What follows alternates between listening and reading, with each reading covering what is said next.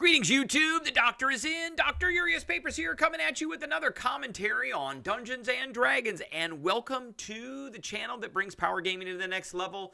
Today on the Doctor Spell Prognosis, we are talking about the spell Mind Blank. And this is one of my favorite spells. It's a great defensive spell. It is extremely useful in combat. We are giving it an A-. But first, don't forget to hit that subscribe button. If you like this video, hit the like button. If you have any questions or comments, please leave a question or comment, and don't forget to hit that notification bell so you know when I have another video out. All right, Mind Blank, we're giving it an A-. It is a bit circumstantial in that there are specific circumstances that this will work, which are not necessarily the most common. They're not uncommon, but if you do not come up against certain things, it is basically just going to be there. But there are some caveats to that. So it is an 8th level spell that is usable by bards and wizards. It has an action, casting time of 1 action. It has a range of touch, so you cannot put it on more than just yourself. You can put it on allies or whoever you want, as long as they're a creature. Verbal and somatic component, yes, that's good. It lasts for 24 hours, and it is not concentration. So stack those non-concentration spells up. And it is the school of Abjuration, which we're going to talk about, but we really like things that are Abjuration. And then, until the spell ends, one willing creature you touch is immune to psychic damage, any effect that would sense its emotions or read its thoughts, divination spells, and the charmed condition. And that means more than what you think, because it's immune to the charm condition, and there's a lot of spells that have that as a rider in them. They say if the subject is immune to the charm condition, then this spell does not work. The spell even foils wish spells and spells or effects of similar power used to affect the target's mind or to gain information about the target. So wish and spells or effects of similar power, meaning 9th level type of spells. So Mind Blank is kind of a catch-all for stopping any kind of intrusion into your brain. All right, so let's go through this a little bit because there's a lot to unpack here. So, spells that cause psychic damage. Here they are. We've got a whole list of them, from Weird, Psychic Scream, Maddening Darkness, Feeble Mind, Mental Prison. Now, this is a double whammy. Because mental prison causes psychic damage, the target succeeds automatically if it is immune to being charmed. That's one of those spells that has the rider in it. So Mind Blank, it not only makes you immune to psychic damage, but it also makes you immune to the charmed condition, which means that this spell is not going to work, and this is one of the best spells in the game. Synaptic Static, Staggering Smite, Ralothim's Psychic Lance, Phantasmal Killer, Tasha's Mind Whip, all of these, Dissonant Whispers, all of these are great spells, and they will not do psychic damage because you are immune to psychic damage. This is a great spell to put on your tank in your party so that they don't get charmed or controlled and they don't take that damage. So any effect that would sense its emotions or read its thoughts, like Detect Thoughts, so that's a good one. Because a lot of the characters that you really want to put this on have really terrible, like, charisma, intelligence, and wisdom saving throws. Not trained in it, and they have really low scores. Some of those classes have them as dump stats.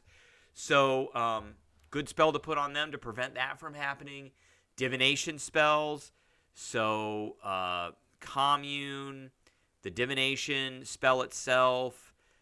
Basically any of those kinds of spells, and then spells with the charmed condition. So here are a list of spells that mention the charmed condition, but we're talking about spells like Dominate Person, Dominate Beast, Charm Monster, Insight Greed, Hypnotic Pattern, Nather's Mischief has it, Crown of Madness.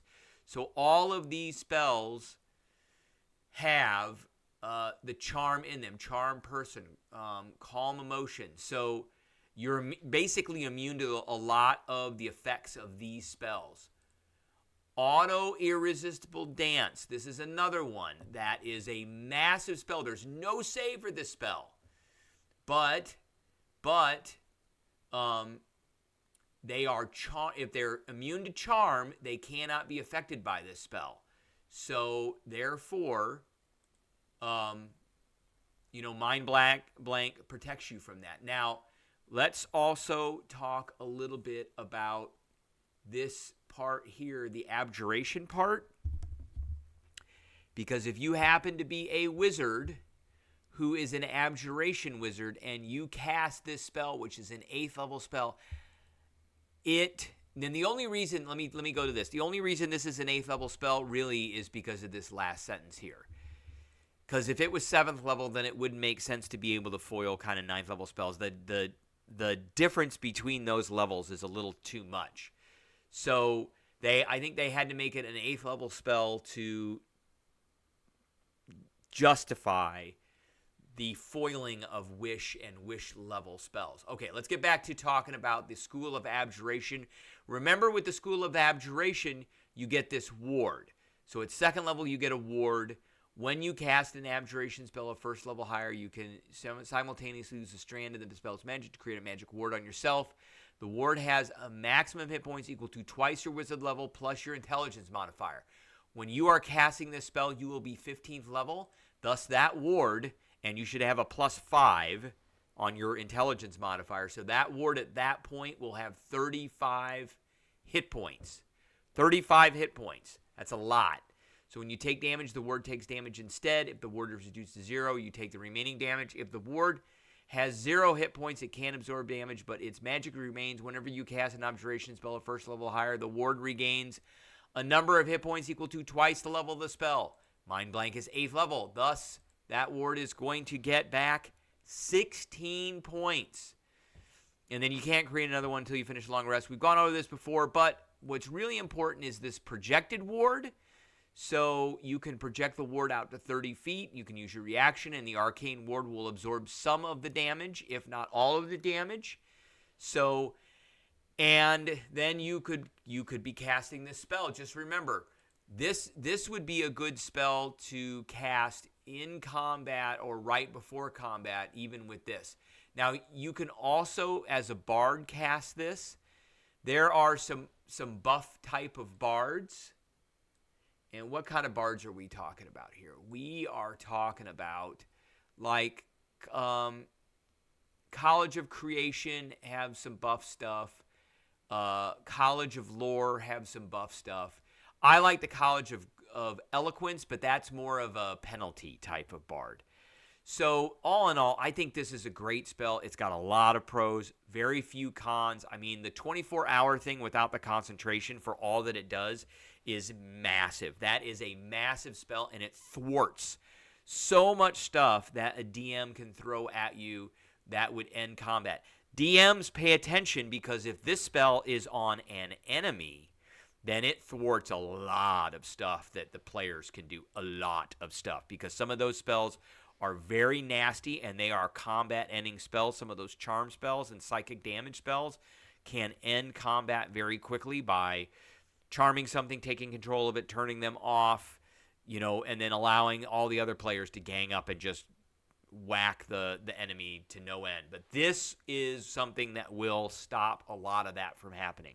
All right, that is what I got for everybody today. I appreciate everybody tuning in, and I will catch everybody later.